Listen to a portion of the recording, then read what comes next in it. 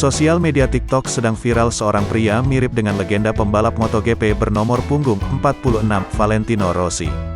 Pada video unggahan akun TikTok @alicia_as4 hingga kini video tersebut sudah ditonton sebanyak 3,4 juta orang.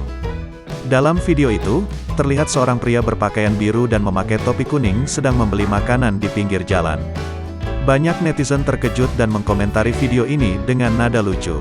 Valentino Rossi pensiun dari dunia balap MotoGP di akhir musim lalu tepatnya pada sesi jumpa pers di sirkuit Austria. Walau Rossi sedang menikmati masa-masa pensiunnya dari dunia MotoGP, namun pria ini tetap tidak bisa lepas dari dunia balapan seperti yang terlihat pada akun Instagram miliknya @valeyellow46.